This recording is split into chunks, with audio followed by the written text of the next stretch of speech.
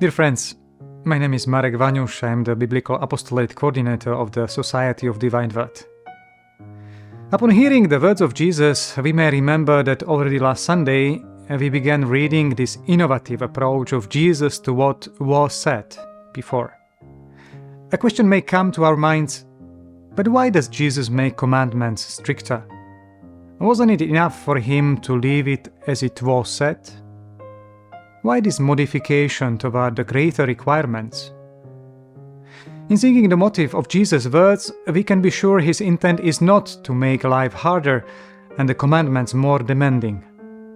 In fact, in another occasion, Jesus rebukes the Pharisees who tie up heavy burdens, hard to carry, and lay them on people's shoulders. Jesus certainly does not want to do what he blames on others. He desires our integrity that leads to inner peace and deep joy.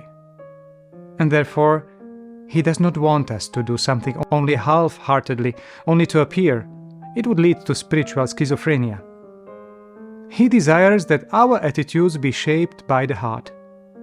And thus, he explains the core, the original intent of God behind the commandments. Let's take, for example, the issue of vengeance, mentioned at the beginning of the Gospel passage. That an eye for an eye and a tooth for a tooth was given to limit the vengeance flaunted in excess, establishing a regulation. Jesus, however, explains that this was only the first step in the divine pedagogy. But the aim is not to take justice in one's own hand. The judgment and vengeance belong to the Lord. The road to the integrity consists in learning not to render evil for evil. As Paul exhorts, do not repay anyone evil for evil. Be concerned for what is noble in the sight of all. The same intention comes from Jesus' words when he invites people to behave differently from what is generally expected. And he says, I say to you, offer no resistance to one who is evil. When someone strikes you on the right cheek, turn the other one to him as well. If anyone wants to go to law with you over your tunic, hand him your cloak as well. Should anyone press you into service for 1 mile, go with him for 2 miles. Give to the one who asks of you, and do not turn your back on the one who wants to borrow.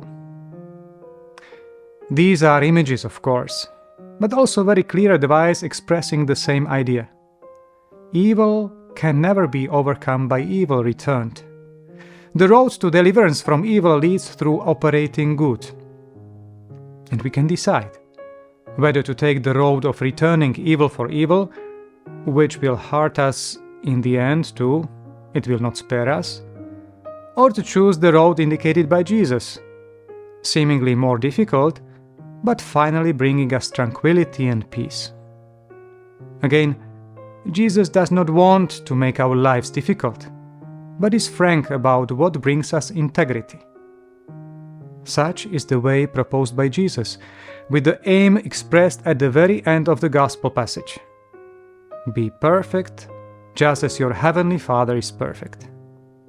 Or, in other words, be holy, in the image of God. Have a nice day.